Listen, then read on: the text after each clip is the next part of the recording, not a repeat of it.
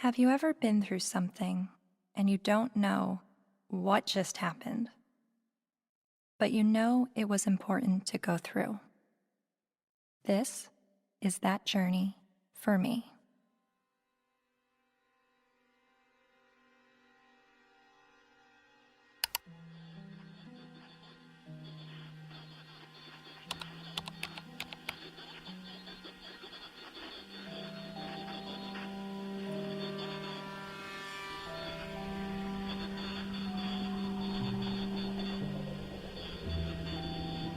Misogynist rantings would be at home in the far-reaching internet subculture widely described as the men's rights movement, a toxic distillation of the worst aspects of American sexism. It's a universe of message boards where men get together to express their hatred towards women. I thought men's have all the advantages in the world these days. That's utter nonsense. Men are routinely ground up in a family court system that is misandrist and biased against them. They are the majority of the homeless. They are the majority of suicides. They are the majority of the drug addicted. They are the majority of the unemployed. They are the majority of school dropouts. They're a majority of those in prison. How do we know that they're not the cause of these problems? There's a reason that women live longer, Mark. Let me tell you. It is because we are stronger and we are happier at the end of the day than most men. And that is factual, and you know it. And when men are married to women who scream like you, they just want to die sooner. I'm not screaming. When you have women...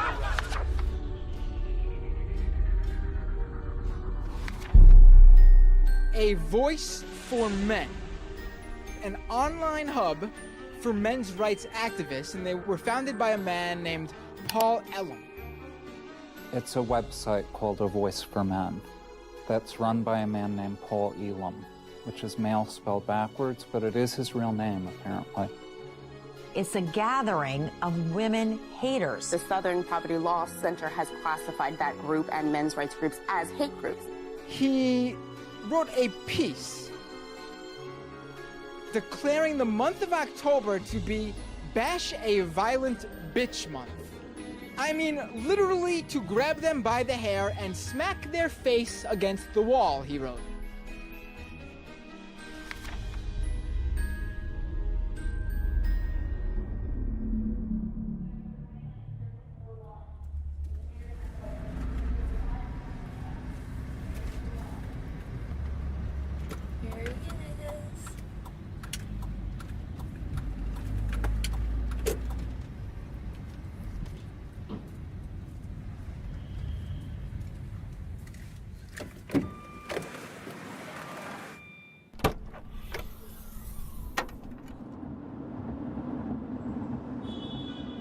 You may be wondering why I'm sitting in a car with notorious men's rights activist Paul Elam. That's a valid question, and to answer it, I need to start at the beginning of how I became a feminist. I was a quiet kid preferring to observe from afar. My mom put me in theater classes when I was 8 years old to break me out of my shell, and I loved it. So much, to the point that I decided to move to Hollywood when I was 18 years old to become an actress. What I wasn't prepared for was to be pigeonholed as the blonde who always died. Billy?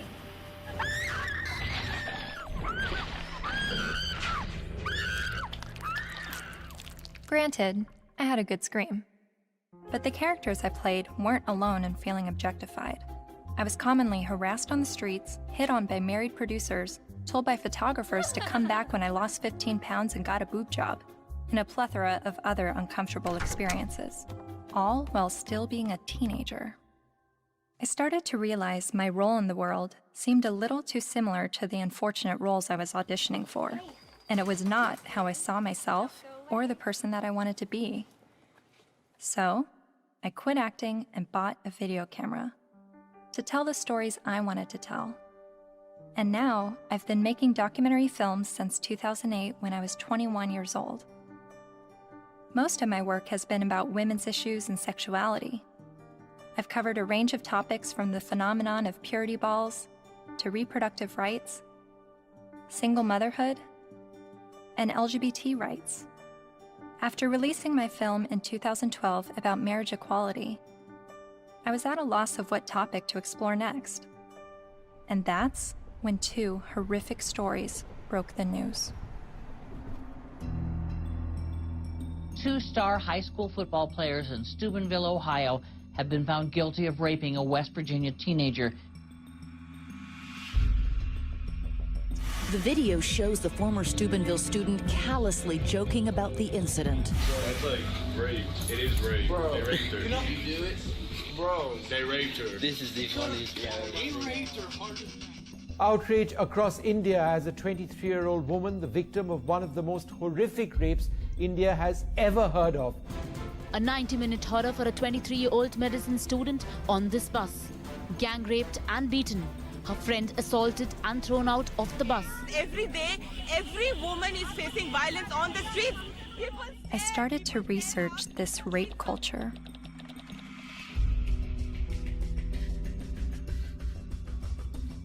A website called A Voice for Men popped up. Paul Elam wrote about how women long to live out their rape fantasies, to be taken by a man she's never spoken to, let alone given consent to.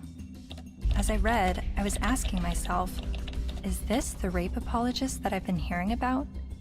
The victim blamer who perpetuates rape culture? I continued to read A Voice for Men's website, often stopping around the halfway mark in every article because I could only read so many bitch, fuck, feminazi, and rape-tard words per minute. But even still, I kept reading, and thinking, and reading some more. I was trying to understand how these, what I perceived to be women haters, could have so many followers.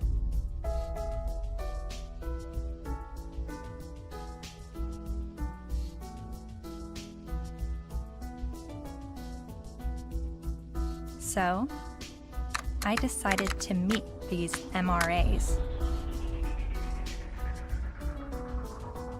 The ones leading the movement, and some of their followers too.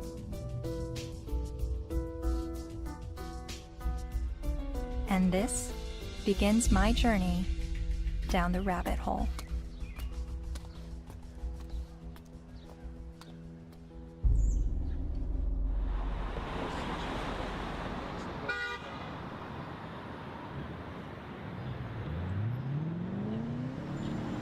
This, ladies and gentlemen, is an historic moment. Never before has there been a gathering of this magnitude to support men's and boys' issues.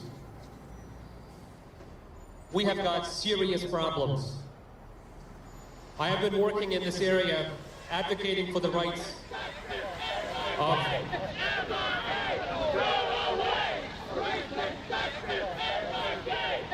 and here we go. What you'll hear is that we hate women. You'll hear that it's a backlash against women's rights. You'll hear that we're regressives that want women back in the kitchen and making sandwiches and barefoot and pregnant. You're just bitter, you're a loser, you're a whiner, you're ugly, you're undesirable, you're lazy, you're scary, you must be a racist, you must be a misogynist. When we do speak out, women often don't want to hear what we have to say. And so then we're called names, we're called whiners.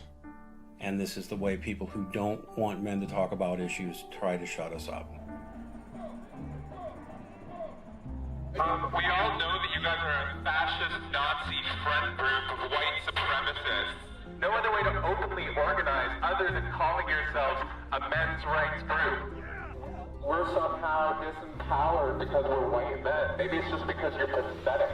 We're here to fight how misogynistic assholes think they have the right to oppress women. White men are starting to feel misplaced because women are sharing space. It's disgusting, and scroll the fuck up, and don't confuse suffrage with oppression. Everyone suffers, it's universal. I am a man, and I need feminism. And it is crystal clear that the problems for men and boys are real. I would like to turn the microphone over to Paul Elam of A Voice for Men for some words.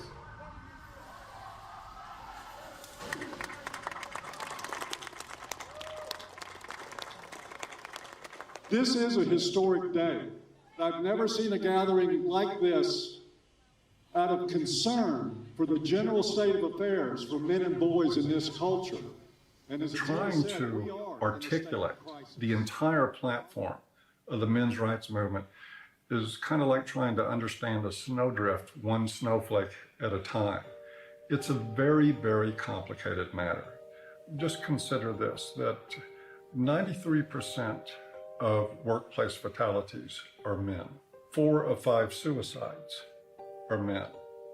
Men are dropping out of higher education at very alarming rates. We're down to 38% now of college students are men, and it's dropping rapidly. Male suicide, male abuse, male unemployment, male homelessness, male failure in education, male health issues. We've got the paternity fraud issue, the wrongful paternity issue, a false allegation issue. Men are sentenced to 63% more prison time for the same crime as women. They're less likely to see a doctor. They're less likely to have health insurance. The family court system truly is biased against men. I mean, there's just no question about it. It's really the pro-choice for women only movement, because men, they're denying men any kind of choice once a child is conceived. Her body, her choice, right? Think about men. His body, his choice, not so much. Because the U.S. government does not want to send you to die. They would rather send me to die.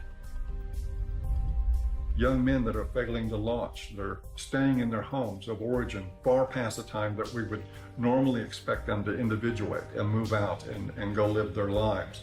We have video game addiction, we have pornography addiction, we have the abuse of young boys with drugs like Ritalin to manage their behavior. Almost all victims of autism spectrum disorders are boys. Boys are most likely to be homeless, most likely to get cancer, most likely to die young and of every major cause, most likely to be arrested, prosecuted, imprisoned, and even executed while being completely innocent.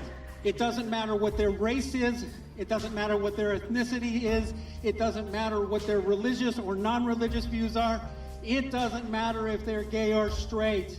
Men and boys are in crisis, and they need your help and they need your support, because they are human beings too. And you will not shame me or anybody here into silence about it anymore. But if you start to talk about those issues and address them in terms of how they affect men and boys as a group, people get hostile about it. The idea is that men have all the rights, they've always had the power. But if that's true, why can't men talk about their problems? And that's what really got me interested in this to begin with.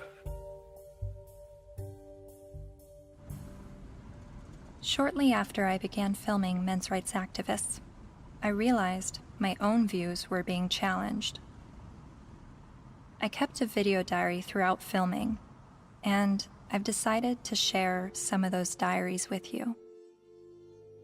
I really do feel like learning about the men's movement and their specific issues, the issues that they have issue with, it's hard for me to completely understand them and just automatically feel welcome in that space of talking about these issues, because at least with feminism, whenever I heard about the issues that feminists were fighting against, I always felt like I had something to draw from and experience to be on board with that. And that's always been why I've been drawn to the feminist movement, is because a lot of what they spoke about I had personal experiences with, and with the men's movement I have very little personal experiences with the issues that they talk about.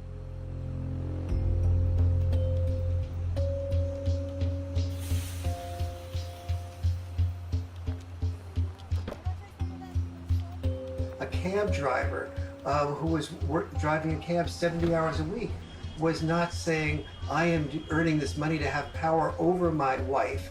He was earning this money even though it took power away from his life. He was doing that so his child wouldn't have to drive that cab.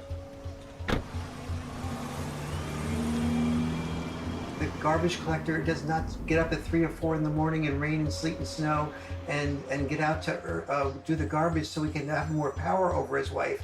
That's power he's losing over his life in order to make his contribution, his sacrifice, his way of loving. And this has been translated into the culture of, you make more money than women do, you must therefore have more power. Meet Warren Farrell, best-selling author and self-styled social anthropologist, leading an assault on our traditional thinking about men. I asked my girlfriend at the time to buy me as a gift, I think it was for Christmas or for my birthday, Warren Farrell's book, The Myth of Male Power, which she did. And it just changed my whole life.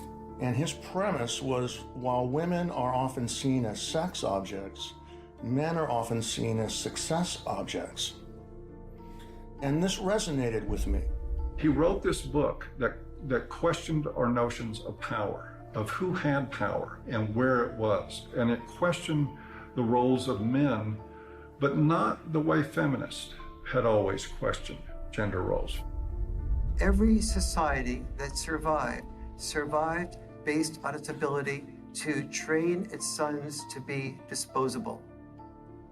Disposable in war as warriors, disposable in work as firefighters, as workers on oil rigs and so on, coal miners, and indirectly, therefore, disposable as dads.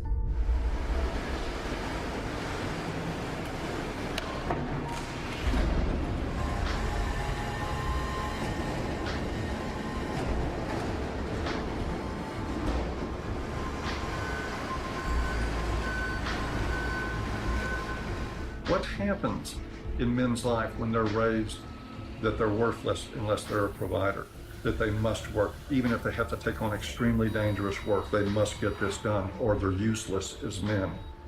That is very, very powerful stuff. See, feminism did see accurately that we value male work more than we value female work. But there's also the issue that we value female life more than we value male life.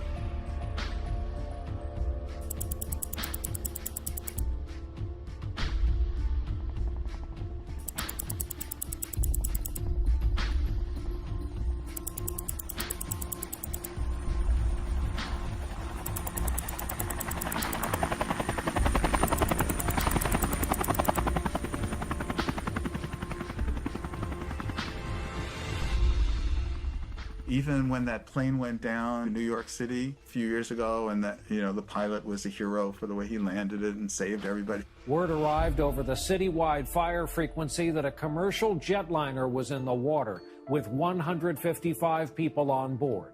Then, over the next few minutes, the doors opened, life vests were inflated, and women and children first, everyone got off that plane. They saved all the women first. That's still, when I went on a cruise, there's still women into the lifeboats first, because you're a man, so you should be able to swim halfway across the ocean, but because you're a man, you're expendable. We have to look at not just the glass ceilings, but also the glass cellars. And Paul, I think as you were saying, we have to look at men just not only as human doings, but also as human beings. When you survive because somebody else is willing to die, like in war, then that you are immune to the pain of the people who are dying because you have an investment in their being willing to die. You say, I will build a statue, I will remember you in a history book.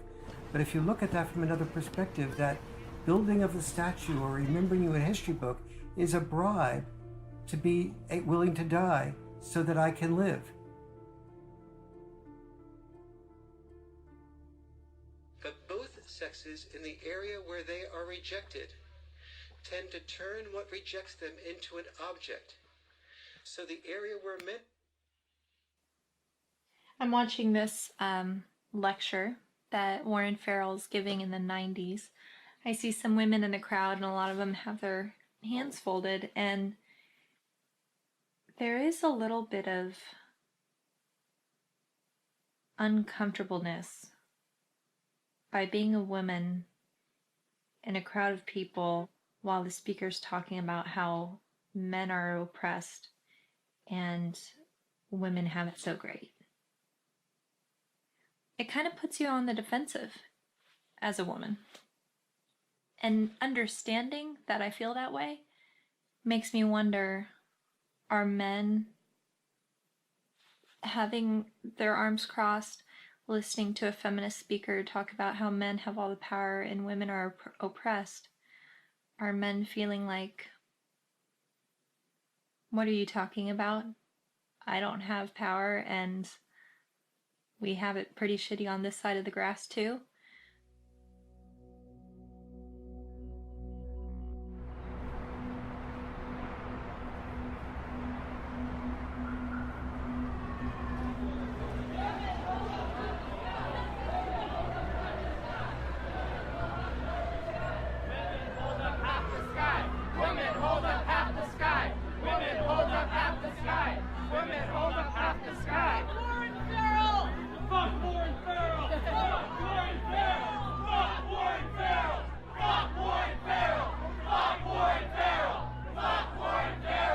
In 2012, Dr. Warren Farrell was speaking on behalf of men's issues at the University of Toronto in Canada. A feminist group protested the event. Be fucking ashamed of yourself. You're fucking scum. You are fucking scum. Fucking rape apologist, incest supporting, woman hating, fucking scum. Is there someone else I can wait to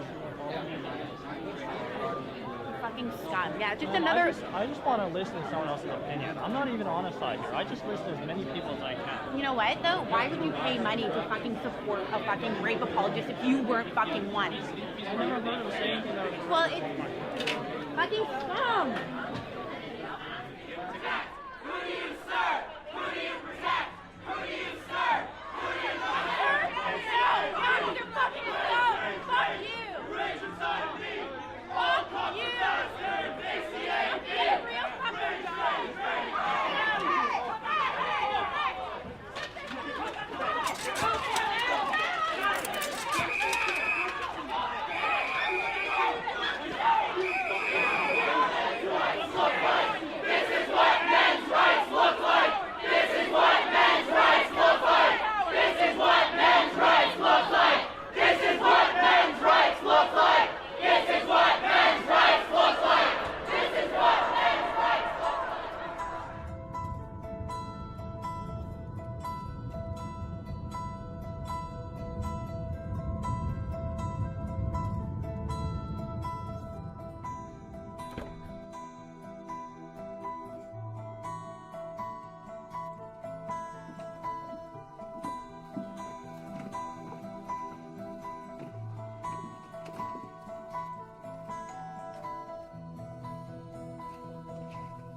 Hi, how are you? I'm Cassie. You're Cassie. Oh, for some reason I thought you were a male, which I'm just delighted that you're a female. Well, thank you. Very glad to meet you. Yeah, Come on in. Thank you. Thank you. But Farrell wasn't always so attentive to men. In fact, for years he focused almost exclusively on women's issues, rubbing shoulders with feminist leaders like Gloria Steinem. And he's still a card-carrying member of the National Organization for Women. I believe that women cannot hear what men do not say. And he's got a lot to say to both men and women in his provocative new book, The Myth of Male Power. I was making a very significant amount of money speaking around the world on behalf of women's issues alone. I went through a period of forming men's groups. And then when I listened to them, I thought, well, gee, this will be really helpful to present to audiences so that they can understand not only women's side, but men's side too, because I was released totally in the feminist camp. And immediately I saw my standing ovations drop. I started hearing that there was people saying, don't invite him there, to speak with us. And pretty soon I had, very few college and university speaking engagements. How did you originally get involved with feminism? Where did that all begin? I was doing my doctorate in political science at NYU in the late 60s, and the women's movement surfaced.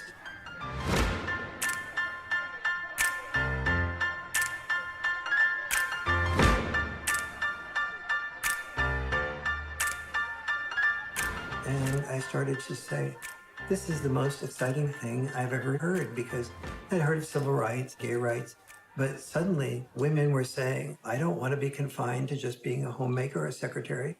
And so it's like, why shouldn't women be encouraged to do everything they possibly can do?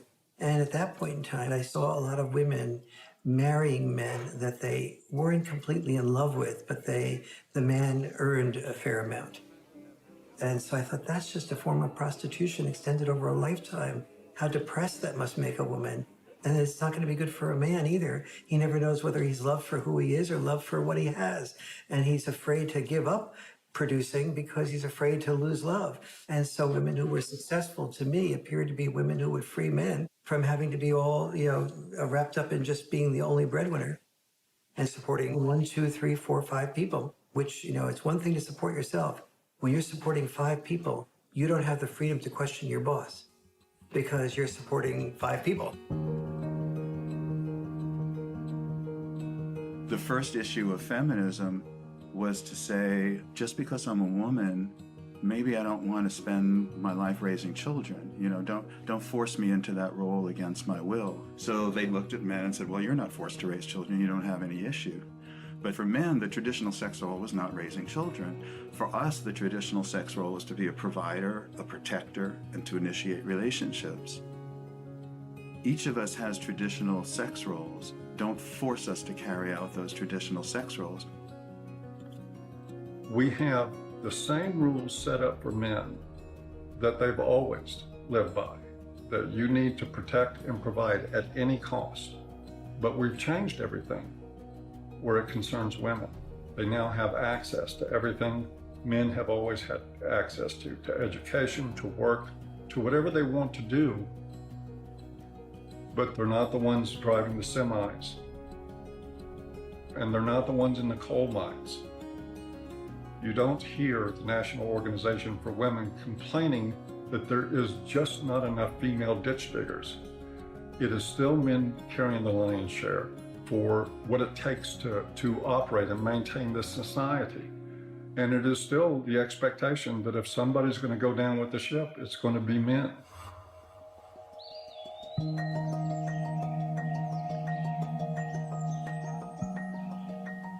Flexibility in roles is where we should be all headed. Any men's rights activist that I would support the portions of the women's movement that is encouraging women to have more flexibility in roles. So where do the men's movement and feminism disagree? Well, only on the fundamental belief that the women's movement says men are the oppressors, that we are involved in a patriarchal world in which men invented the rules to benefit men at the expense of women. But don't we live in a patriarchy? When most of the world's nations still have never had a female leader.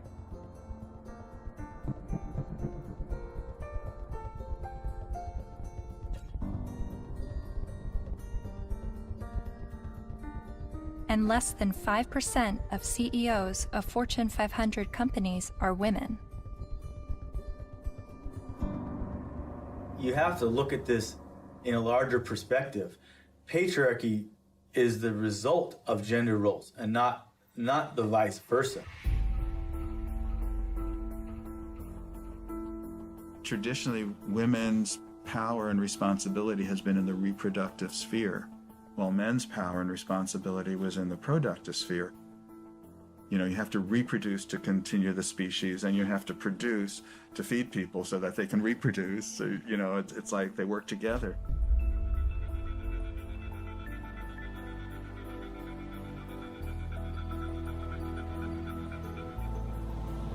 And most cultures divvied up roles because women were responsible for childbirth and were more likely to breastfeed.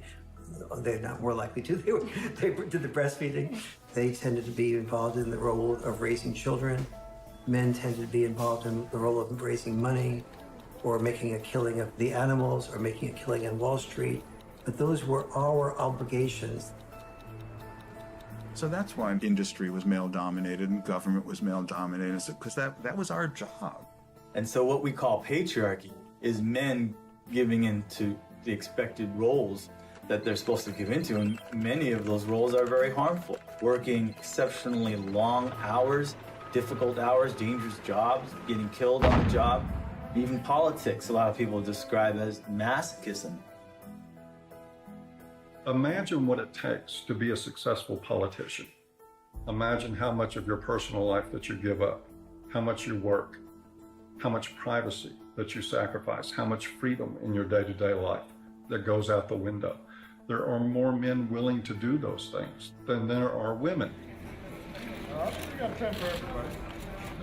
But also, just because men are the ones, for instance, writing the laws in general, doesn't mean that the laws are protecting men.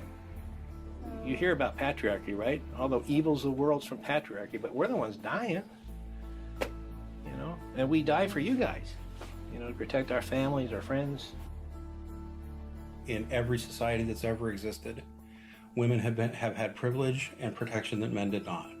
For example, we never hear about how men were excluded from the Forced Labor Convention of 1930 for years. The Forced Labor Convention was an international treaty that banned slavery and forced servitude, but it made an exception for able-bodied males ages 18 to 45.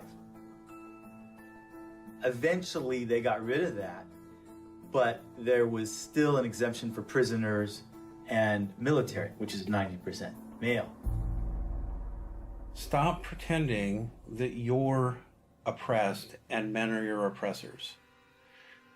It's a lie, and it's a hurtful lie, and it's a hateful lie, and it's wrong.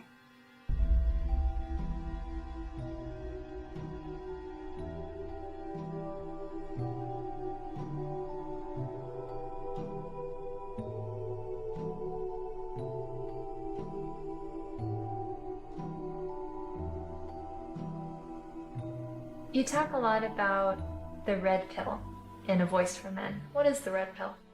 Oh, it's sort of a cultural slogan.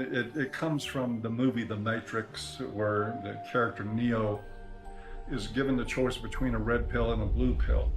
You take the red pill, you stay in Wonderland, and I show you how deep the rabbit hole goes.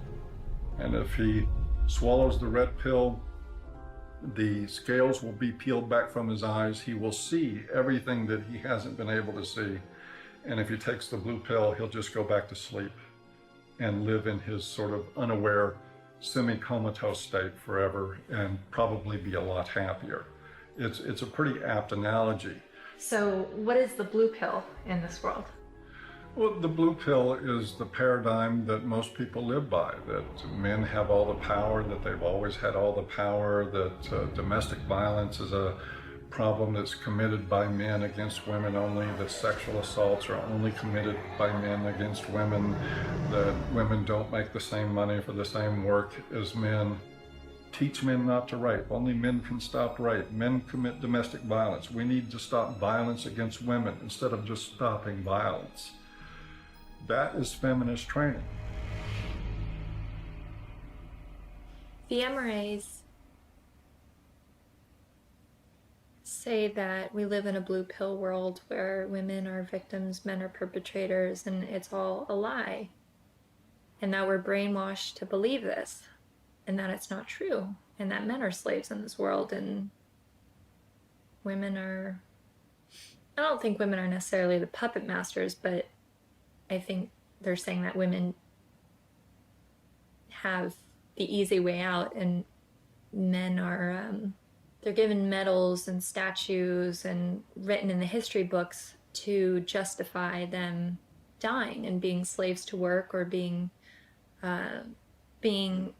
used to progress societies.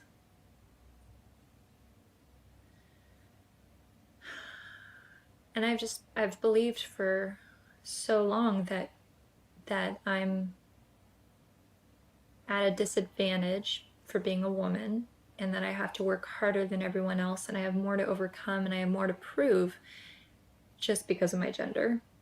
But the MRAs are saying that this is all a lie, and that guys are actually the ones that are disadvantaged and discriminated against. And actually, the more I learn from them, the more I think thank God I wasn't born a guy. Because I don't think that the expectations on men is good or healthy. I mean, they have so much pressure to succeed and to be strong and to stand up and protect others and to put their lives on the line.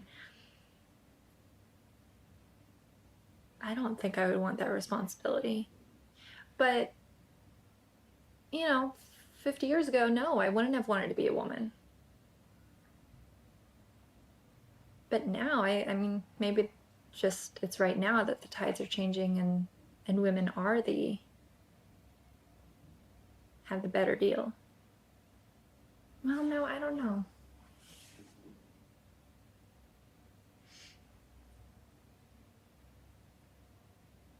And then sometimes I think the MRAs are just duping me and giving such a strong pitch about what they believe in to convince me of something that's actually just some out there theory that men are discriminated against and women have the advantage.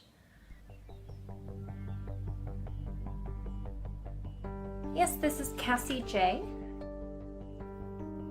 It's regarding a documentary about the men's rights movement, and we're looking for feminist voices now to speak in the documentary.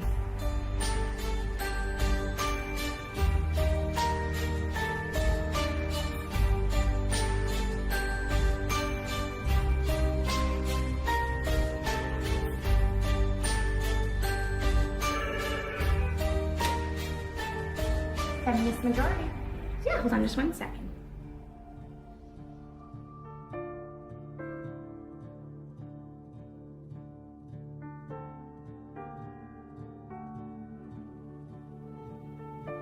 So I realized, okay, I need to bring some feminists into the mix, make sure that we have that side spoken for. I was researching rape culture, and so that's how I stumbled across a website called voiceformen.com. So some of the people that we've already interviewed on the MRA side is Paul Elam with A Voice for Men. Yeah. Are you familiar with him? Oh, I'm familiar with them. I've never met him. Yeah. Obviously, they've spent a significant amount of time and energy denouncing me, so I figured I might as well have a look at what they say. Yeah, really, the men's rights movement is part of the backlash. The backlash? To feminism. The men's rights movement really got going as women began to make gains, and some men have felt threatened by the opportunities that have been opened up to women. And I don't know if it's because some of them feel threatened that they now have to compete with a lot more people for their jobs. They now can't get into the best schools if a woman or a girl has better grades. Think about it. Grandfather's generation probably had it pretty well, right? All of his needs, his shirts were ironed, all of that was always taken care of. Well, you know, grow up. Realize the world has changed. And as much as the MRAs would like things to go back to the way they were, and use the argument that women have an advantage now, no person looking at the data can possibly say women have an advantage. We're just beginning to get a level playing field here. It's not tilted in our favor, I can tell you that. And they know it. They know it. But it's the constant distortion of the data. It's the spinning of a situation to make it look like women are somehow getting ahead, getting an advantage they don't deserve. It's part of the backlash. Political organizing comes from a feeling of victimization, which is why the men's rights movement makes that claim that men are the victims of discrimination. But it doesn't have much traction because, you know, you look around and it's hard to see it. We don't have movements called, you know, straight liberation. You know, the question I would pose rhetorically is the men's rights movement really the gender version of the white nationalist movement? Because there are plenty of white people who say that they are the victims of reverse discrimination. So of course it's not going to have very much traction. You can't really organize the people who are superordinate.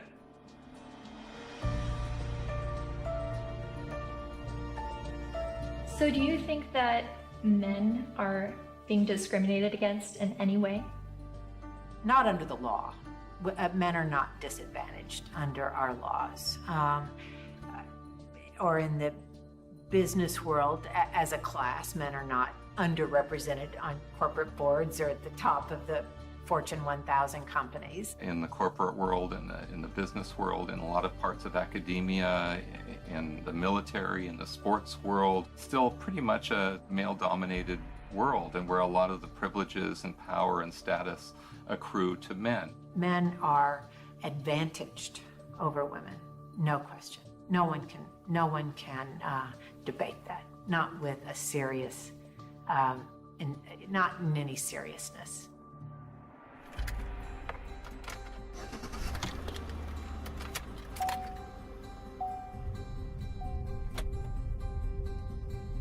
I was a math major as an undergraduate, and one of the fundamental things about geometry is the distance from point A to point B equals the distance from point B to point A. And if women are so different from men that men can't understand the female experience, we need to listen to women to describe it, then the male experience is so different from the female experience that you can't understand it. You need to listen to us. You can't really compare how men and women have suffered from sexism, because there's no way to quantify, that kind of suffering. So if a woman says, well, I miss 30% of my income,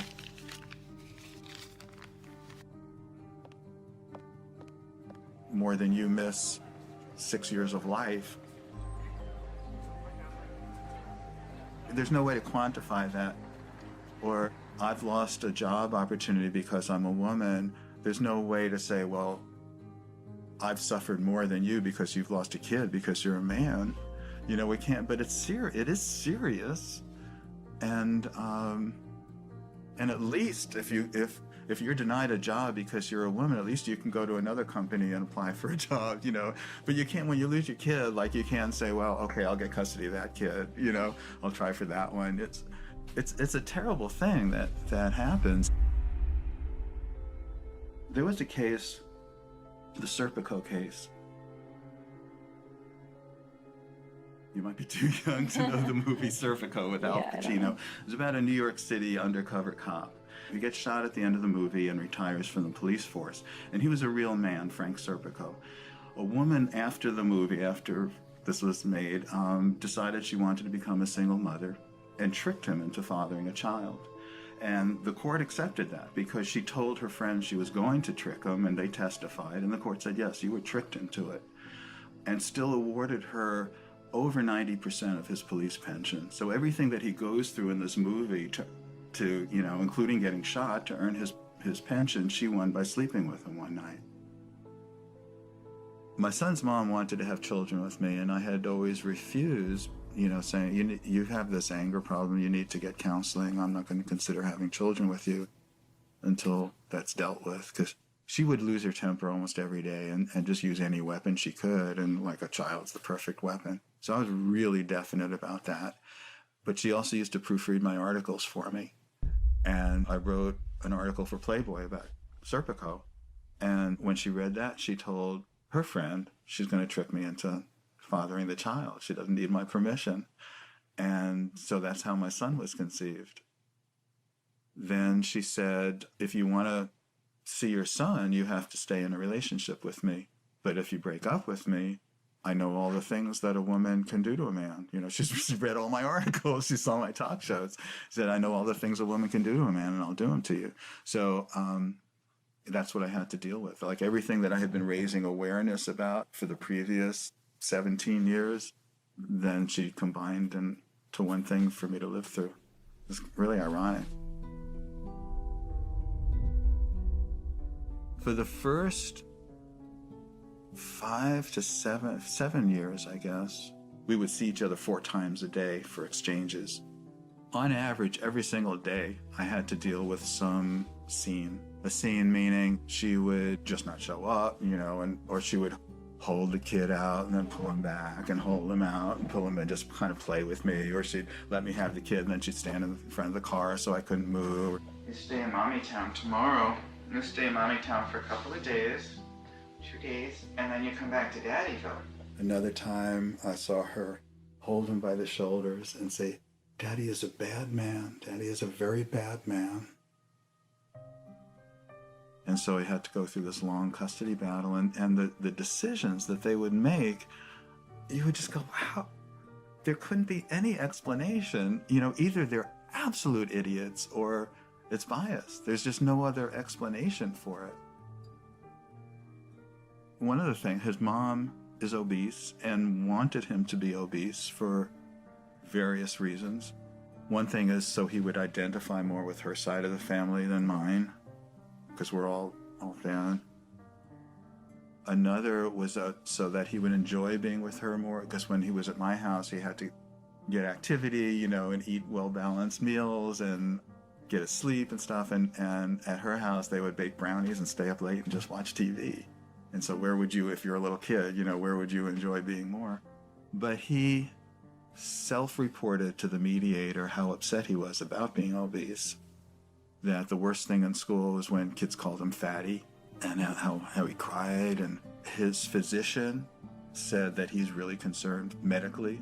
And then what I did, he was at an age where he would imitate things that I would do. You know, I gave him a broken shaver, so when I shaved, he would pretend to shave. And what I did was I started weighing myself every morning and writing down my weight, the date and the weight. And I taught him how to read a scale. So he kept his own records.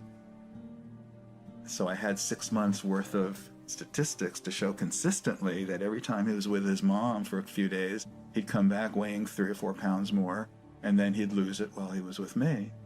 So they had, you know, that how much he was upset about the problem. They had his physician being upset about the problem, and they had the proof of where the problem lay. So the judge's decision was that father should no longer be allowed to weigh the child. Problem solved.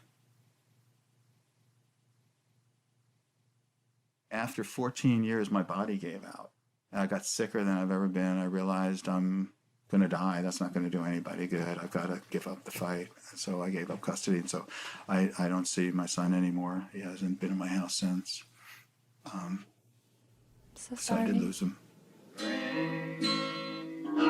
Just like a dream. You're like a guiding light shining in the night. Fred claims that during his 14-year custody battle, he spent the equivalent of 5 years of his gross income on legal fees, mediators, and child support payments. I was really in his life a lot longer than most fathers would have been. It's something most fathers can't afford. You are so beautiful to me.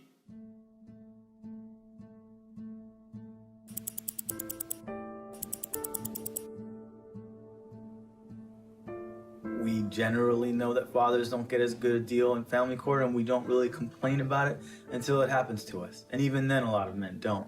Many men's rights activists come into being men's rights activists as a result of getting a divorce, wanting to be equally involved with the children, and realizing that women have the right to children and men have to fight for children.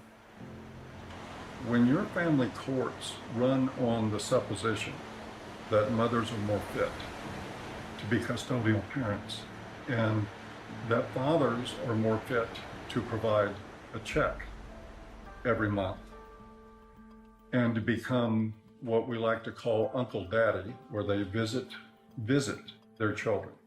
To me, that's one of the greatest obscenities in the world, the idea of visiting your own children, where you get to see them for 2 hours on Wednesday night, and you get to have them for X amount of hours every other weekend, and you have no say in how they're brought up.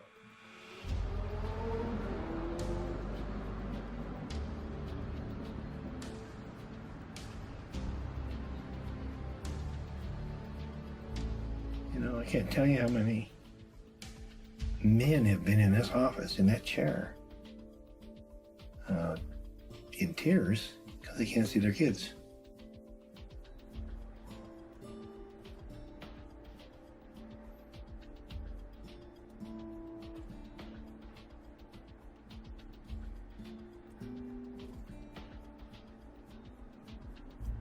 Some of this stuff ends up in horrific consequences. Like this gentleman here, that's his little son. They found him dead. Not the son, but the young man. In the desert with a bullet in his head. The day before the family court, where it became known that he was going to get to see his little guy even less. And of course, he'd been falsely accused one time after another. It had destroyed his life. It had bankrupted him. It had driven him into debt. It had caused him to miss work. He was about ready to lose his job. He was at the end of his rope, so he just decided to end it. The unfairness in the family courts, the unfairness in the way child support is so often structured, it's commonplace and it's everywhere. And the more you start to become conscious of it, the more you realize that it's there.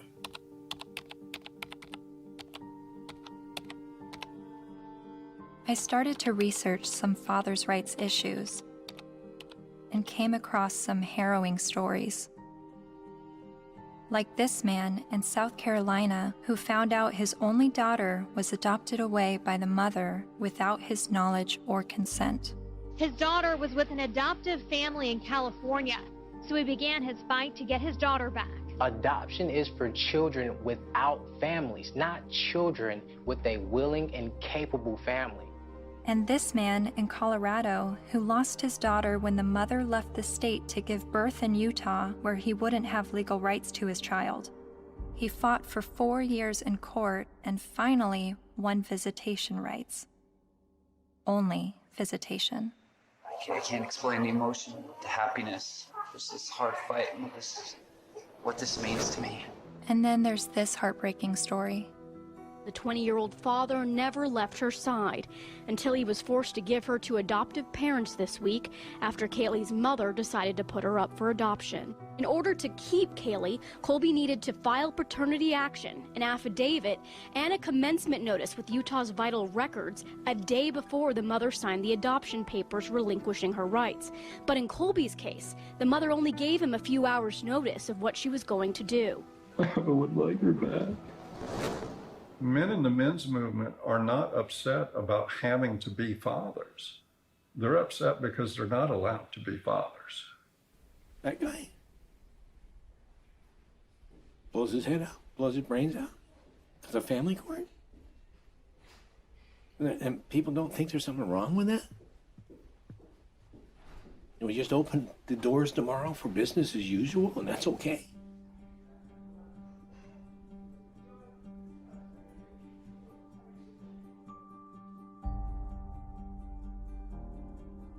I've always thought of feminism as being the fight for gender equality. And yet, I've never heard about fathers' rights and the injustices going on in family court. Why is this? I decided to ask gender studies professor Michael Mesner.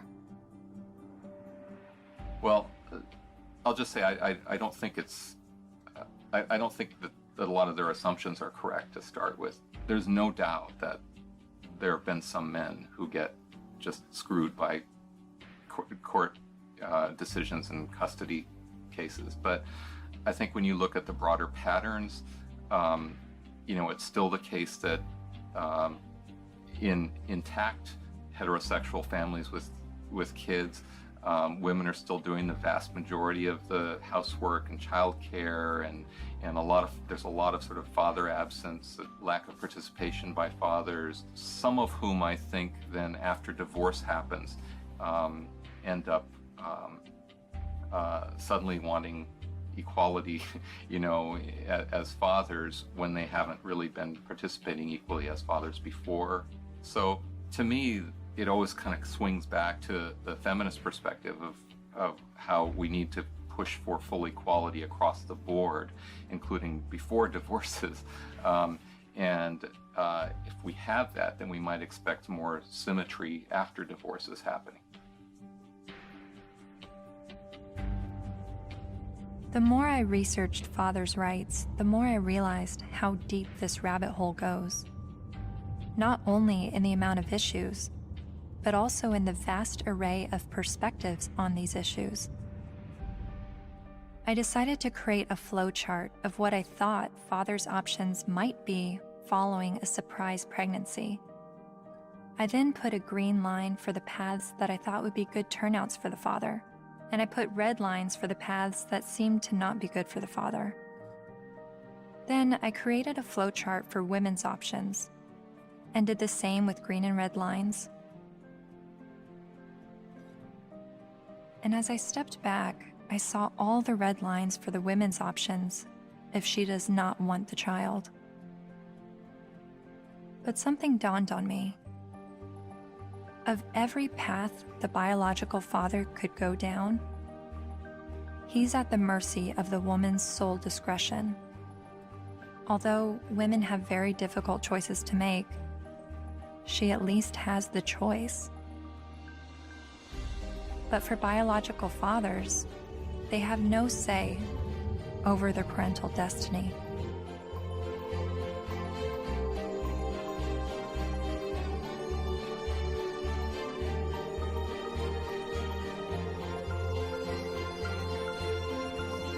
This is my friend Dara. She's 8 months pregnant with her first child, and she's a lifelong feminist. It seems from MRIs, from what I've read, that women seem to have more reproductive rights than men do. I don't know what to say, like, we carry children, they're never gonna carry children. It's just a different thing. So I guess, as much as possible, take the steps to prevent yourself being in that situation.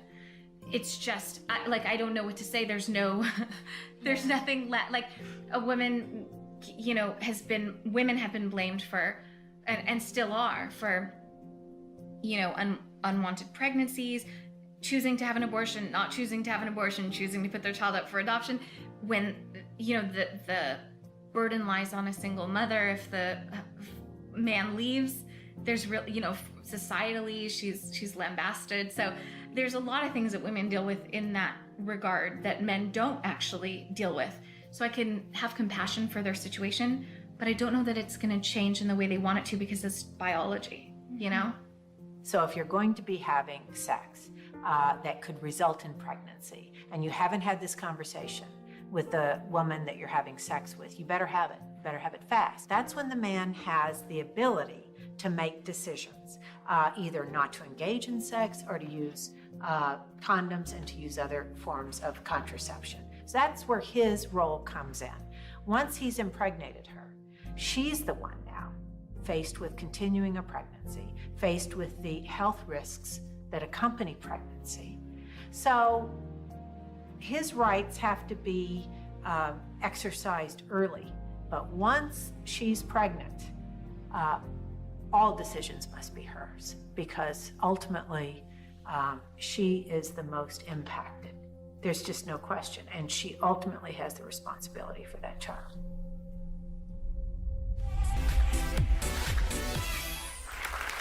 So before we were married, he promised me we would have 2 kids, and now he doesn't want any more. My friends think I should trick him and stop taking my birth control. Men have never been in control of our bodies. We're the ones in control. Clap if you think that she should trick him. My people. Up next, everybody. So it sounds like men's reproductive rights are limited to the choice of whether or not to have sex and the choice of whether or not to use protection. But what if he's tricked into fatherhood? Or what if he's not even the father? What does paternity fraud look like? It's ugly. It's extraordinarily ugly. And we have to distinguish between paternity fraud and wrongful paternity. What's the difference? Wrongful paternity can be innocent. Okay, we went to a party. I had sex with 6 guys. I think it was when I was hanging out the window I got pregnant, but I wasn't sure. But, you know, if anybody knows that guy's name, would you please have him call me? And then she names one of the other guys, and he didn't have sex with her. It wasn't malicious. It wasn't intentional. She wasn't trying to harm anybody. She was just trying to figure out who it was. Wrongful paternity. More often, and less facetiously, okay, I'm married, I had an affair. Obviously here, there's all sorts of problems because there are more victims than the person who's named as dear old dad, who may be the wrong one. There's everybody involved in the family, like a situation in Texas where the family had 5 little towhead kids, all guys, all little blondos. And all of a sudden, one day, one of the little blondo kids gets in trouble, has to go to the hospital. They can't get a hold of mom. They get a hold of dad. Dad rushes to the hospital, needs to give blood. Whoops. Can't do it. Wrong blood. What? All the kids look alike. Turns out it was the guy down the street. You've heard of this case? No, it's a real case. So what happens to this family? Can you fathom what happens to this family? How do you think the kids feel when they find out dear old dad isn't dear old dad and it's the guy down the street? How do you think dad feels? That these 5 little boys that he still loves dearly, when he finds out they're not his bio children, but he still can't tear away because he loves them. He's devoted himself to these. How do you think he feels? I mean, it's horrific. Horrific. That's not wrongful, that's deliberate. So that's paternity fraud. That's paternity fraud. She knew who the father was and lied about it. Paul was right when he said, trying to understand the men's rights movement is like trying to understand a snowdrift, one snowflake at a time. There are unique fathers' rights issues that vary between unmarried, married, and divorced dads. But there are also men's rights issues for non-biological fathers. Like this man who is facing jail time for failure to pay child support for a child that DNA tests prove isn't his. Carnell Alexander still owes more than $30,000 to the state for a child that's not his because the mom wrote his name down because she needed to name someone in order to get welfare benefits. And I had to put him down as the father. That was the only way I can get the system. I'm almost homeless. I'm almost in jail. I'm out of work. My money is being threatened to be taken. He says the law needs to be changed, so when this happens, as it often does, other men don't become dad by default.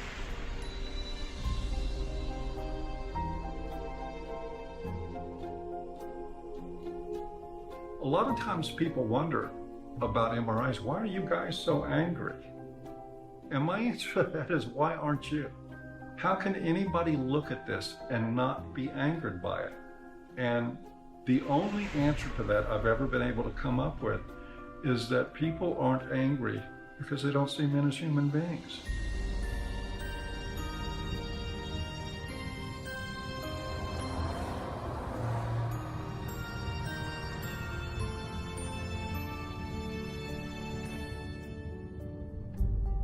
I continued traveling North America, meeting MRAs from all walks of life, hearing their personal stories, their red pill moments. I met a young man who was sexually abused when he was 16 years old while living at a residential home for people with developmental disabilities. She's the only woman I've done anything ever with, partly because it just messed me up so much. She continues working there. She hit me in the face. She actually hit me throughout the house, chasing me throughout the house. When I reported my domestic assault to the police officers, I did not at all bring up the fact that I was sexually assaulted, because if he wasn't going to believe that I was a victim of domestic violence, there was no way he was going to believe that I was going to be a victim of sexual assault. I met the honey badgers, women who are men's rights advocates.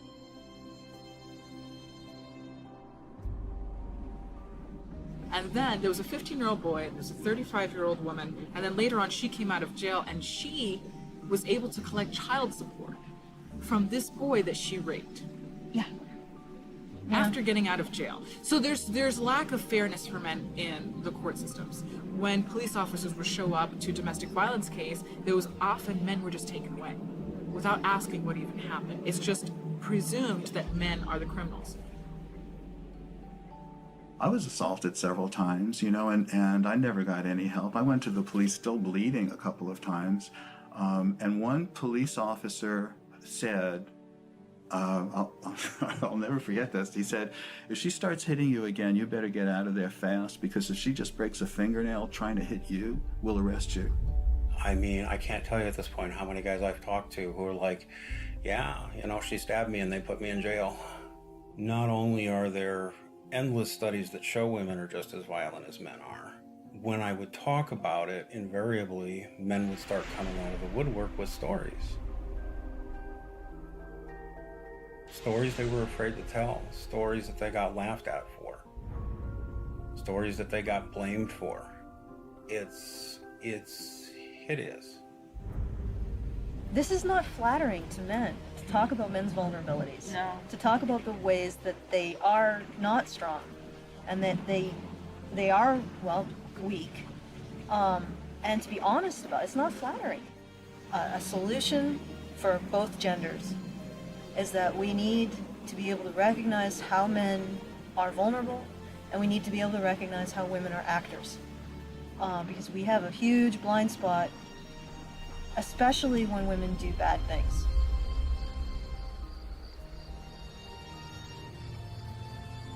My best friend that I grew up with since kindergarten was being physically abused by his wife, who he'd been married to for 20 years. She'll break glass and throw it at him, punch him. I've seen it just happen spontaneously, and it was frequent.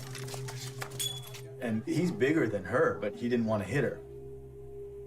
And he didn't want the children, they had 3 minor children, he didn't want them seeing this at all.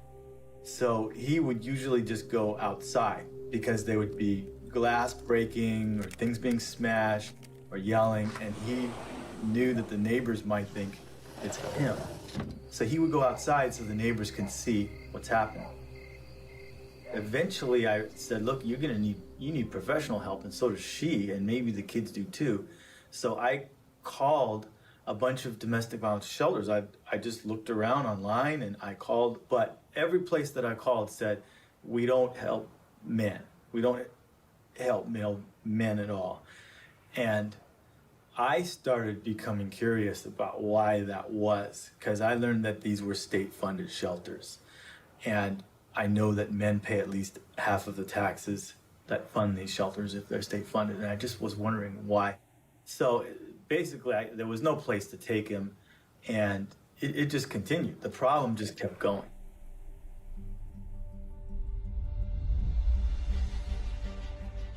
In the United States, there are over 2,000 domestic violence shelters. All of them serve female victims, and nearly all of them turn away male victims. In fact, as of 2016, there's only a single domestic violence shelter for men. My initial reaction was that there needed to be thousands more women's shelters because that many more women are being battered. But as it turns out, 1 in 3 women and 1 in 4 men will be victims of physical violence by an intimate partner in their lifetime. Sure, there's a slight majority of female victims, but how can that excuse denying men help? Couldn't this be considered gender discrimination?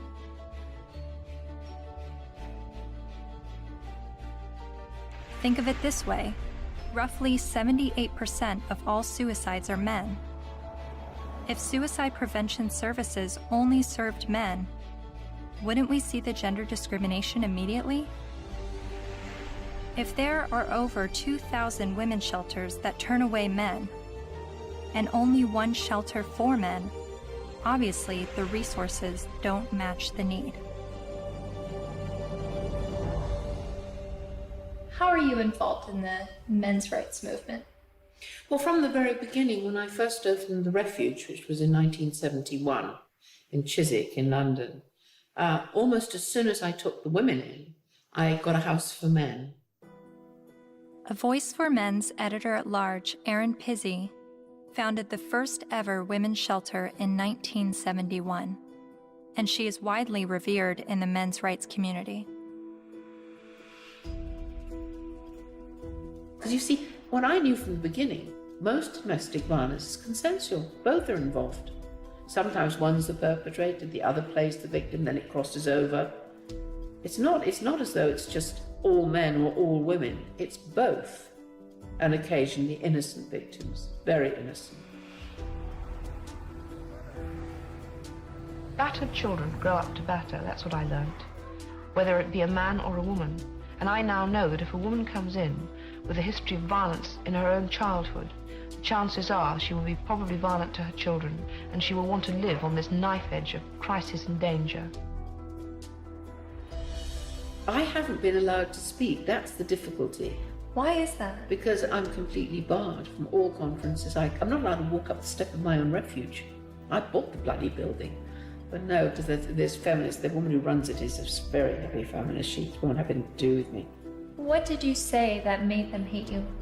That women could be equally as violent as men. That was from the beginning.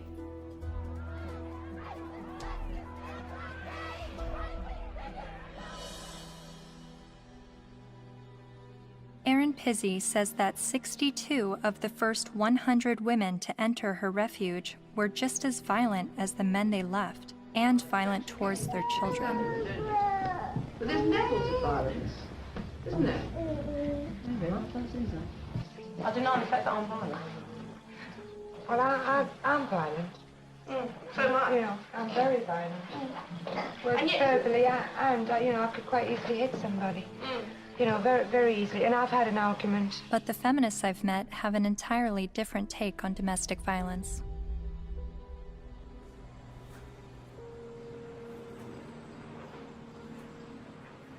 On the whole issue of domestic violence, that's just another word, really. It's a cleanup word about wife beating, because that's really what it is, or dating violence. And it's not girls that are beating up on boys, it's boys that are beating up on girls and using violence to intimidate and to control.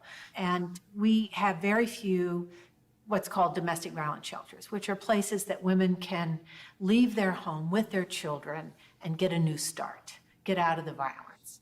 But there are not nearly enough of them. We need more funding and more resources, because it is a tremendous disadvantage for women and girls.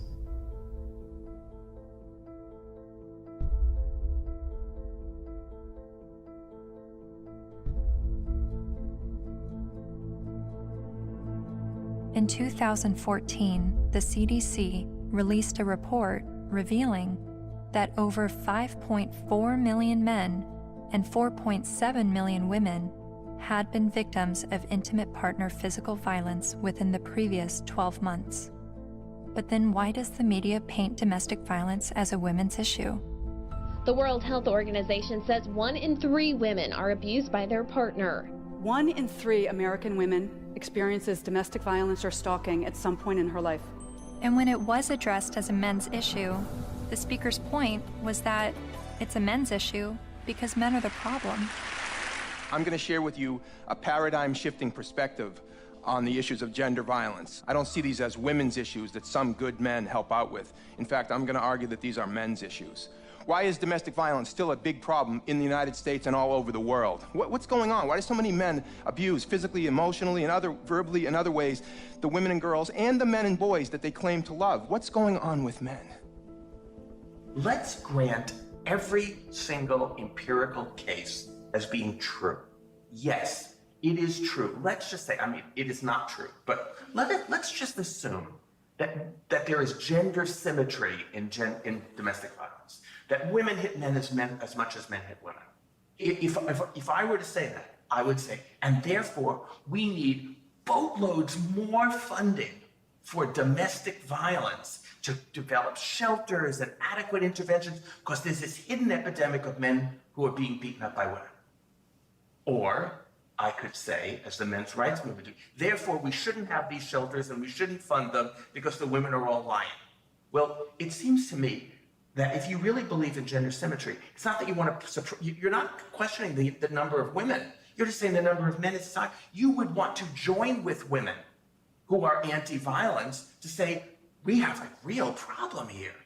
You know, it's not even a gender problem. It's a problem of women hitting men and men hitting women. We've got to get boatloads more funding. Let's work together. That seems the logical response to this. But instead they're saying it's like a zero-sum game. If we fund the women, then we're going to ignore the men. Well, we're not going to ignore the women because we all agree that the levels are as high as we say. But it does sound like a zero-sum game when only women are receiving services in domestic violence situations. And of all the men's rights activists I've met, none of them question the number of female victims, but they are calling attention to the high number of male victims that are being dismissed. So why aren't men's rights activists and feminists working together? Michael Kimmel briefly said something that made me wonder. He said it would no longer be a gender problem if both men and women were equally victims of domestic violence. Is that why the number of male victims are never addressed? To me, it's been fraud for all these years. Why is it we have this enormously powerful feminist movement and virtually nothing for men? Originally, it was capitalism was the big enemy in the 60s and 70s. And it was the radical feminists in America. They moved the goalposts. They said, no, it's no longer capitalism is the enemy. The enemy is patriarchy, or men.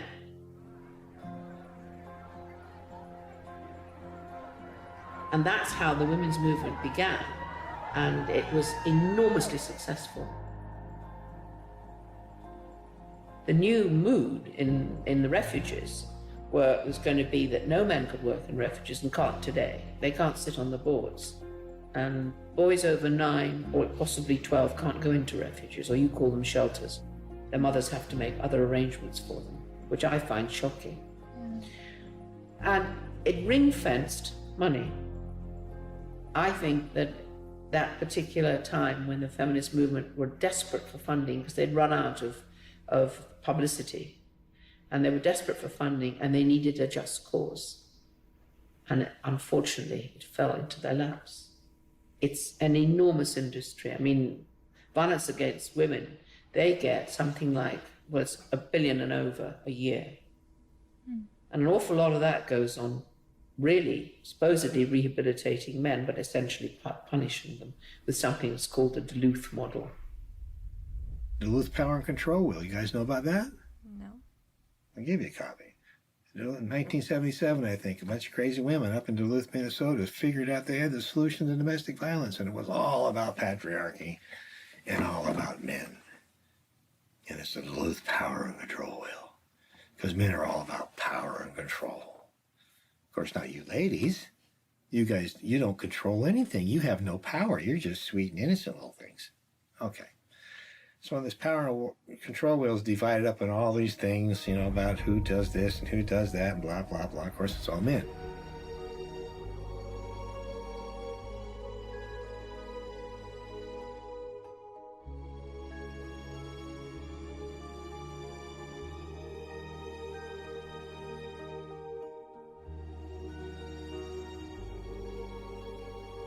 The entire domestic violence industry was founded on that. I think it's still 37 or 32 states in the United States that by law they have to use the Duluth model for battery intervention programs, and it's all shame, blame, and guilt driven.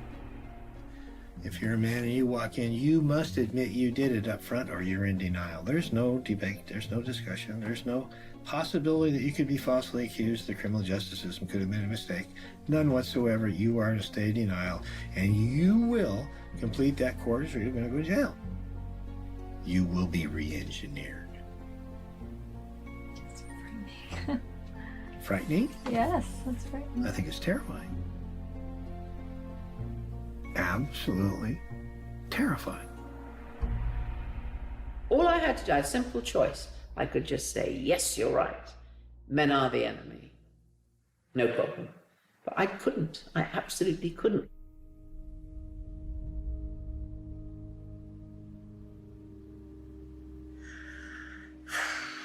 Just getting overwhelmed. Because I don't know where I'm headed with what I believe and what is right and what is wrong and who is wrong and who is right, and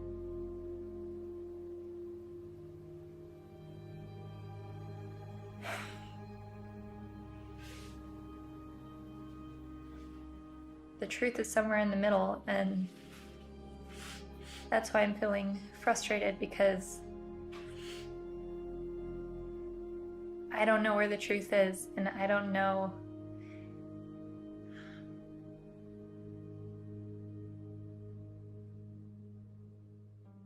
When I decided to make a film on the men's rights movement, I never anticipated questioning my feminist views. But the more MRAs I met, the more I felt compelled to remind myself why I was a feminist. I signed up for a women's group. Welcome to our Women on Your Power workshop. Only 4% of the Fortune 500 companies are led by women. Women only hold about 14% of corporate executive positions and less than 20% of our governmental positions.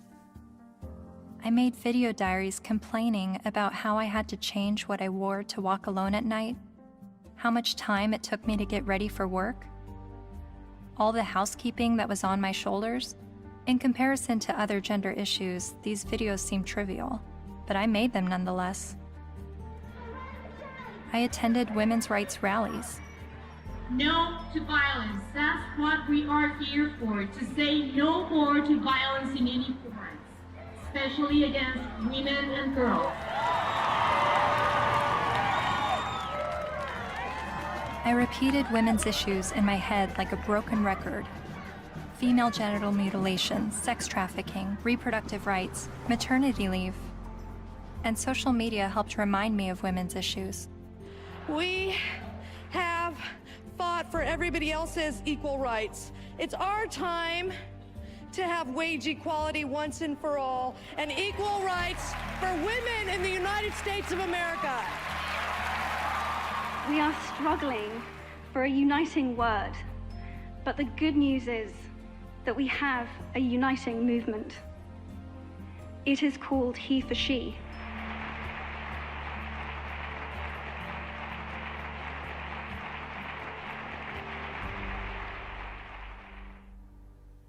Whenever I hear the MRA's point of view about how difficult it is for them, I immediately go to, well, what about us? What is it like for us? And then I get on the defensive and want to make sure that women's struggles are also heard.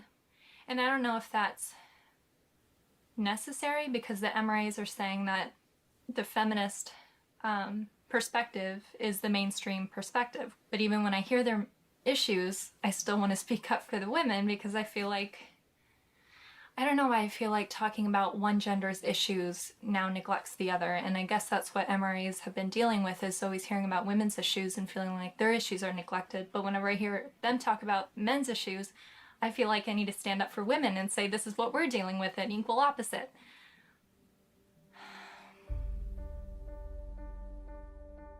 I met with men's rights activist Karen Strawn late one night in a noisy bar.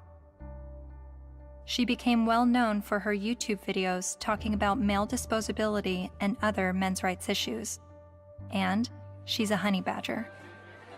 Part of what I do and what I research and what I think about is the reason psychologically why feminism seems to be such a comfortable, warm blanket emotionally for so many people, men and women alike. And it's so comfortable that it will make them not see things that are right in front of their face. Look at Boko Haram. Hundreds of young girls, fast asleep in their beds, are awakened by the sound of gunfire. Armed attackers have stormed their boarding school and set fire to dozens of buildings. Nearly 300 of them are dragged from their dorm, loaded onto trucks, and carried away deep into the forest. From New York to London rallied yesterday demanding that the terrorist group Boko Haram bring back our girls. It just gets to the core of you, This unconscionable act was committed by a terrorist group determined to keep these girls from getting an education. And what happened in Nigeria was not an isolated incident. It is a story we see every day as girls around the world risk their lives to pursue their ambitions. I mean, you must have heard about that, right? That's being spun as a fundamentalist Islamic group that is so determined to be misogynistic and oppress girls that they want to deny girls an education. But they are not against girls being educated. They're against anybody getting a Western, secular, or Christian education. The initial attacks, and there were several of them, there were over 100 men killed and 1 woman killed. And the victims were described as people, right, or villagers. And in the previous attacks on the schools, they actually let the girls go. They separated out the boys and girls, and they let the girls go, and they told them, go home, get married, renounce your sins, and live a righteous life under Allah, right? And then they burned the boys alive. There was literally no outrage, right? It was barely reported on. It was one of those things, there was no opinion pieces on it, no nothing, right? Until the girls were kidnapped. And look at it this way, because we played right into their hands, because they want attention, right? And they weren't getting any attention from the Western media when they were just slaughtering boys, right? They want attention. And what do? They kidnap girls and sell them into marriage or slavery, right? And everybody, the UN, Michelle Obama, Barack Obama, the UK government, the Canadian Federal Minister of Defense, right? They're all promising aid and help and equipment and personnel to help find these girls and bring them back, because this is such an outrage and oh my goodness, something needs to be done. Well, maybe if, like last year, maybe if we did something then, all of these girls would be safe in their dorms right now, right? But we didn't. And the reason why they kidnapped those girls is because we didn't do anything. We didn't pay attention. And they want attention, right? And they know that attacking girls or women is going to get them attention. What are we going to do? Start a campaign, bring back our boys. Oh wait, they're dead. Never mind, right? The men, the people in Boko Haram, they're chivalrous. If those girls were boys, they wouldn't be getting education. They'd be dead. They wouldn't be sold into slavery with the hope of escape. They'd be dead. Boko Haram has been fighting for Islamic rule in Nigeria since 2002. Its members have killed hundreds of people.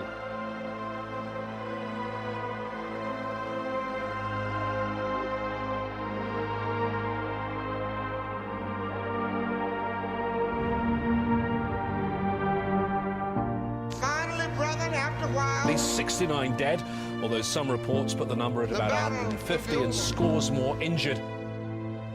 For that day when we shall lay down our burden and study war no more. Finally, brethren, after a while, the battle will be over. For that day when we shall lay down our burden and study war no more.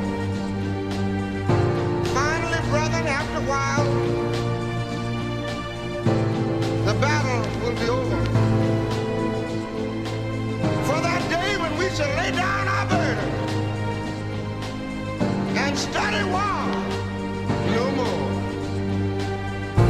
Finally, brethren, after a while, the battle will be over. For that day when we shall lay down our burden and study war no more. Finally, brethren, after a while, the battle will be over.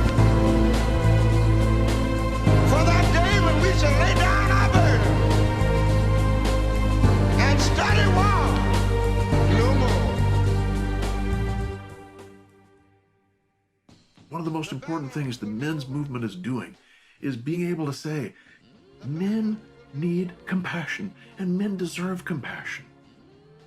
And to have that happen, I'm not expecting it in my lifetime.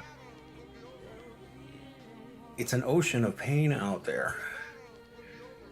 This stuff we're talking about has been going on for so long.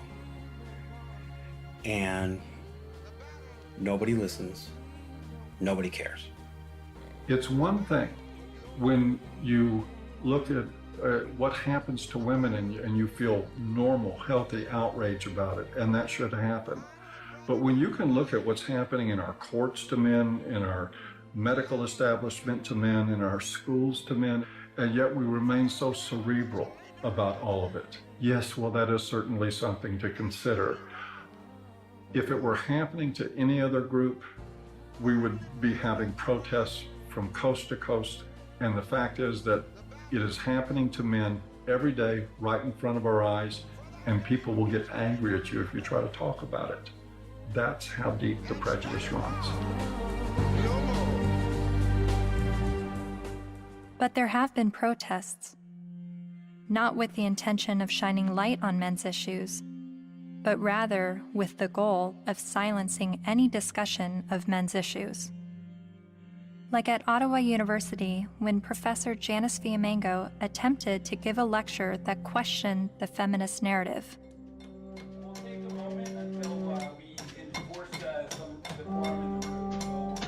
So you think this is a victory? Yeah, why are you so frightened of hearing an opinion different from your own?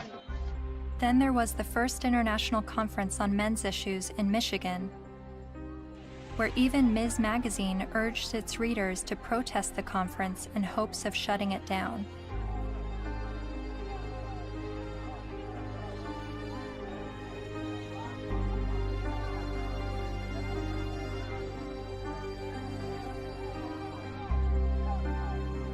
But perhaps the most well-known protest of a pro-men's rights event happened in April 2013 at the University of Toronto, when the Canadian Association for Equality hosted a discussion titled From Misogyny and Misandry to Intersexual Dialogue. Well, in my 20s, when I went to Columbia to study art history, and that was in 68, and that was the height of the epidemic. And so suddenly I was confronted with the direct possibility of being drafted for that. And I discussed that with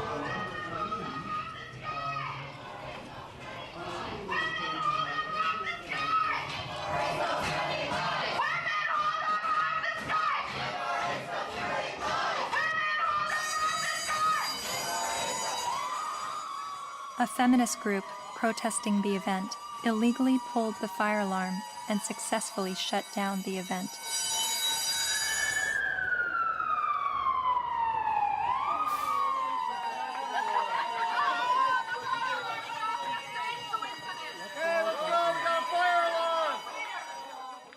Once outside the lecture hall, feminist protesters and men's rights activists got to speak face to face.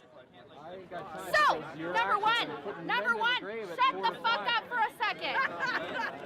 Feminists do not want you to lose custody of your children. The assumption that women are naturally better caregivers is part of patriarchy. Feminists do not like commercials in which bumbling dads mess up the laundry and competent wives have to bustle in and fix it. The assumption that women... This is a list of the things that we're working towards. Now, if you would shut the fuck up for the 50th billionth time, we agree on, actually. These are things that we're agreeing on. And these are things that you've actually all got skewed fucking views on. You think that feminists are trying to take away your fucking rights, but as a matter of fact, what we're trying to do is we're actually trying to work on the same things that you're working on, but accept the fact that you're just too busy hating women. You can't fucking see that we're trying to work on those same situations. Are you conflating feminism, which is an ideology, with women, which is a demographic of societies? Okay, Mr. Derailing for Dummies. Okay. You're still a hate An group. ideology. Yes. I Okay. also hate a lot of other isms. So you admit, though, racism, this is- I sexism. quote you Oh, on this. bullshit, fascism. bullshit, I hate a lot of bullshit. You hate sexism, but you're an MRA. Okay, no, point taken. We win. You obviously have Sorry. read our literature. Okay. You don't actually work on anything. You're not creating any change in the fucking world. Your fucking website's a hate website against feminists. You're not actually creating any change. Feminists do not want you to have to make alimony payments. Alimony is set up to combat the fact that women have been historically expected to prioritize domestic duties over professional goals, thus minimizing their earning potential if their traditional marriages end. The assumption... I'm reading, fuckface. I'm trying to I'm letting everybody else hear it, okay? It's not just for you, Mr. Entitled. The assumption that wives should... Why do you think the men's rights movement is at odds with feminism? What has created that clash and that war between each other? Well, one, feminism has spent the last 50 years demonizing men, which is sort of one of the problems. Feminist scholars have characterized men as inherently violent, inherently bad, inherently predatory, inherently oppressive. They have postulated that masculinity is a disease. Feminists aren't the only problem. The problems didn't start with feminism. So when I start criticizing feminism, I want you to know you're just part of the problem. They're just part of the problem. You calling men oppressors and women oppressed demonizes men, and I believe diminishes women at the same time. It's a way of telling men to shut up. It's a way of telling men that their experiences don't matter. You tell a man he's privileged, therefore anything he's gone through or anything he has to say doesn't matter. His lived experiences don't matter because he's privileged. So, how old were you when you started calling yourself a feminist? Or how many years ago? It was probably about 3 years ago, I guess you can say. I'm relatively new. Yeah, but I'm pretty loud, so violence only helps the oppressor, not the oppressed. A lot of MRAs say that feminism doesn't fight for the rights of men. What would you say to that? Cry me a river. Really, because feminism is a movement about the discrepancies when it comes to women's equality, because we're still not there yet. You know, so don't even start with that whole, oh, but you don't think about the men's issue. Well, then you know what? Start your own goddamn movement, which they have, but maybe make it a little more about legitimate issues like custody and alimony and things that you think are unequal, which all stem from patriarchy, not from, oh my God, feminists are trying to take away our kids. No, dipshit. That's not what we're trying to do. We're not trying to do that. I mean, if they look at the root causes of why, for example, you know, women get custody more often than men do, women are supposed to be the mothers. They're supposed to be the natural born caregivers. So obviously, duh, you has a vagina, so obviously you're going to be able to take care of the kitties. That's really what it is. It all stems from sexism against women. It's just the oppression dialectic needs to go. It's so hard to convince people to look at men's rights activism and support it without first allowing them to at least escape the stranglehold that feminism has on their minds. I do believe it is dogma. It's zealotry. There are good people in the feminist movement. There are not good people in the radical feminist movement.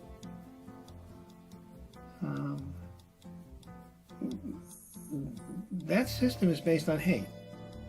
And hate is, in my opinion, hate's the most destructive force in the world. They're so quick to call us man-haters or misandrists. Misandry for men? No. Like, they're so quick to say that when all we're doing is talking about, like, patriarchal societies and structures that we want to dismantle. Nothing against men in particular, but just saying, hey, this is a system that we live in, and this puts men above women, and it's not necessarily their fault, but hey, recognize what's happening here, and let's work together to dismantle it. The omnipotent, ever-present patriarchy. The invisible force that directs all of our lives, right? And causes all oppression and all suffering, right? Our devil. And the beautiful, wonderful force for justice, feminism, the way. It's the way. It sounds like religion. It sounds like religion.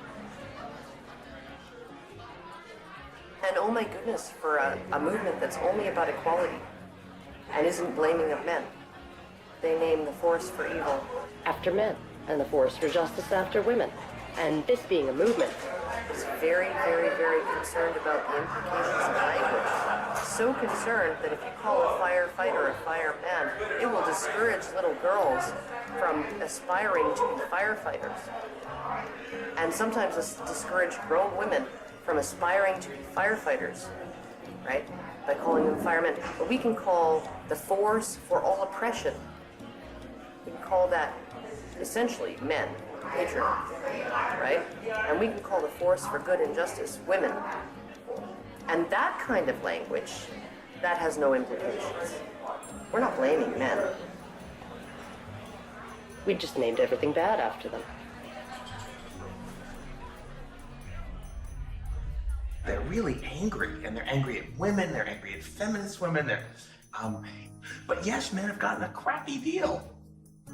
But it's not the fault of women or gay people. When feminism says that they have no part in any of this, I think they're not being honest about it. I don't blame feminism for all of it, but I think they've had a role in it. They've written laws that discriminate against men. They fought to protect those laws, particularly in domestic violence areas. And for many, many years, second wave feminism would go through the statutes and change everything that was gender specific to something gender neutral, unless it was something that benefited women, like the domestic violence laws. They didn't change those. Other types of areas like fathers in prison, there's statutes that specifically give mothers certain benefits that fathers in prison don't have. And I challenged that as well legally, but we didn't win on that one. When I wanted to get a commission on men, like the county has a commission on women, the feminists fought that tooth and nail. When Prop 209 was before the California voters, which was to end affirmative action, every feminist organization opposed it. Every time men's rights groups try to pass joint custody legislation, feminist groups fight them. They fought us on paternity fraud. The biggest opposition that I have faced has been from the radical feminists that said, we don't want truth to be the standard, because if we did, they wouldn't oppose automatic DNA testing at birth. And in countries like France, they're saying, well, DNA should mean do not ask. Because it's now illegal to even get a test, and if you get a test without the mother's permission, you will be criminally prosecuted. In Sweden, they tried to create a man tax. In India, the men's rights movement is trying to get the rape laws to include male victims, and the feminist groups apparently are fighting that. I'm not saying all feminists are this way, but I think the ones who are affecting public policy, who have the lobbying power, I think they are. If you just look at their actions, they don't want equality for women. They want special privileges for women and girls. And even though they know in a lot of areas men do not have equality, they are silent. The commandant of the Marine Corps said that he thinks, and I quote, all eligible and qualified men and women should register for the draft, talking about selective service. Do you think women should also have to register for selective service like men? I have to think about whether I think it's necessary to go as far as our military officers are recommending. The idea of having everybody register concerns me a little bit unless we have a better idea of where that's going to come out. Where I want people to register, I want every young person to register at the age of 18 to be able to vote automatically. And I think if...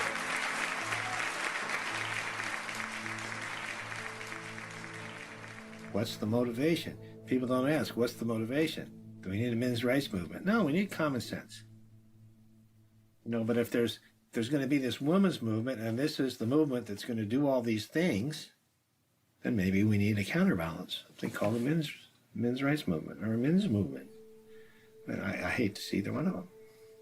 I think it's a shame. I think it's destructive.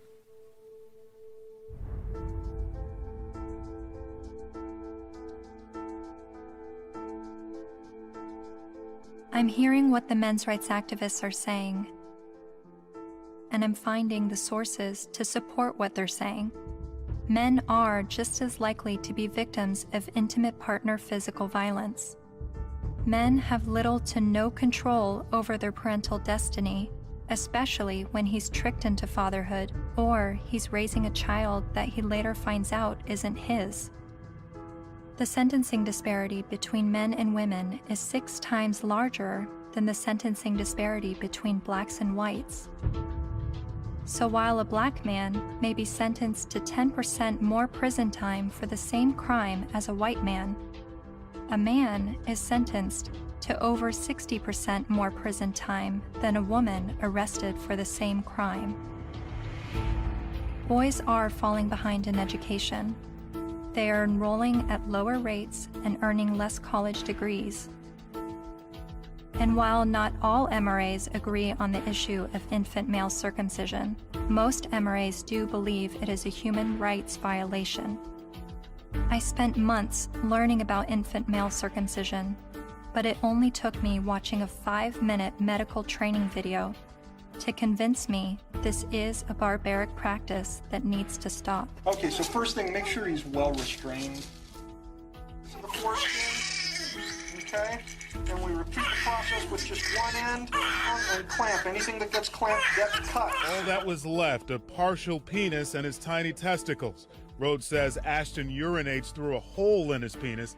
She says she can't imagine now what she'll say to her son when he's old enough to understand what's happened to him. How could you explain it to your child that you don't have a penis or you might never be able to have kids?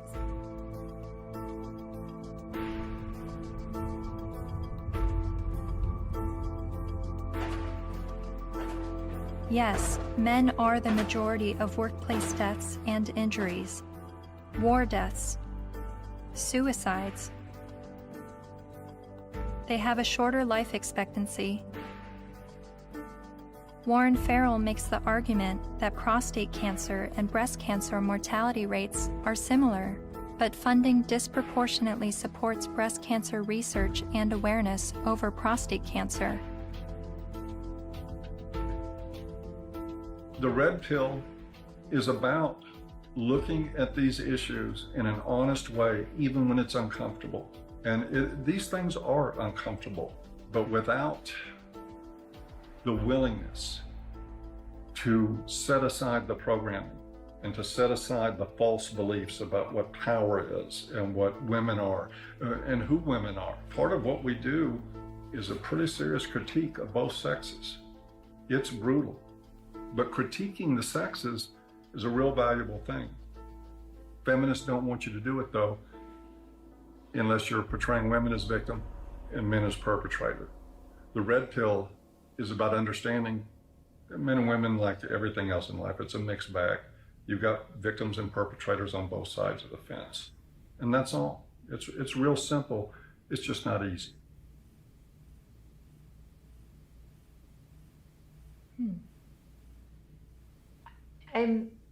I think I agree with everything you said, but there's still some kind of unsettling doubt, and I don't know where that's coming from. I'm recognizing all of these very serious men's rights issues. But what I don't understand is how I could be agreeing with men's rights activists. Is this the same misogynist hate group I originally discovered online? The Southern Poverty Law Center has classified that group and men's rights groups as hate groups. I looked into what I was hearing from feminists and the mass media about the men's rights movement. I've read a lot and I've heard a lot that the men's rights movement has been labeled a hate group by the Southern Poverty Law Center. Is that correct? That's not quite true. No, they got it wrong. No, this was somehow written up on some kind of anti-men's rights websites as us having listed them as hate groups and so on. That we didn't do.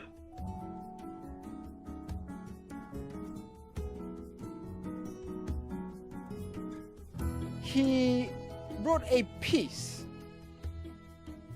declaring the month of October to be Bash a Violent Bitch Month. Jesus. I mean, literally to grab them by the hair and smack their face against the wall, he wrote. I then discovered that Paul Elam's famous Bash a Violent Bitch article was written in response to this article by Jezebel called, "Have You Ever Beat Up a Boyfriend? 'Cause, we have." The article cited a study that revealed 70% of non-reciprocated violence was perpetuated by women. The author then went on to say that she conducted an informal survey at the office, and the gist of her findings was that many women had physically assaulted their man, and it was interpreted as either being funny or he was asking for it. I couldn't help but see the hypocrisy in a major feminist website making light of abusing men, and MRAs stinging back only to have the media paint them as the abusers. Something else to think about. Arriving on campus, boys will also see the effects of women's studies programs, now usually termed gender studies programs. Make no mistake about it, however, they are still women's studies programs. I teach in the gender studies program at Wagner. There are about 900 such programs worldwide, and about 400 of them are in the States. By comparison to those 900 programs worldwide, there is one men's studies program. In 4 years, Center for Men and Masculinities is to be established at a state of New York university, the one at Stony Brook. It will be headed by Professor Michael Kimmel, a sociologist. Its advisors will include, probably among the advisors are funders as well, the actress and fitness expert Jane Fonda, Gloria Steinem, and Eve Ensler, the author of Vagina Monologues.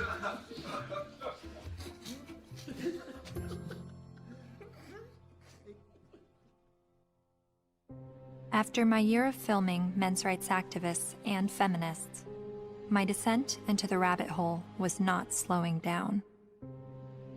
My education on gender politics was really just beginning. I learned about other sectors of the online manosphere, like MGTOW, Men Going Their Own Way, and a forum on Reddit called The Red Pill, which is separate from the men's rights community and they do not see eye to eye. I'm told an easy way to remember the difference is that while MRAs want to change the system, Reddit's The Red Pill want to take advantage of the system, and MGTOW want to leave the system.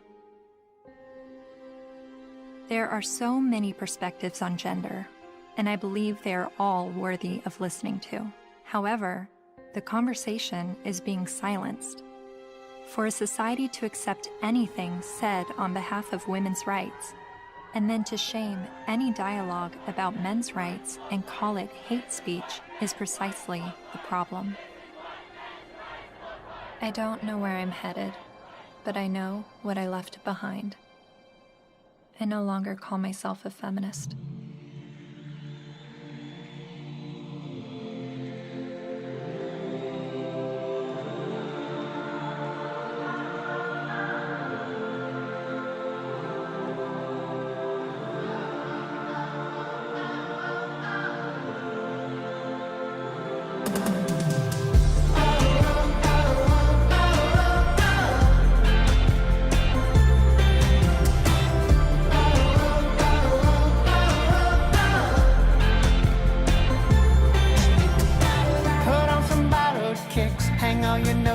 Up. It's never what it is. Wisdom is asking what. There is another side, down where the rabbit lives. My world will blow your mind. Just have a look at it. Think about it. Think about it. Think about it. Think about it.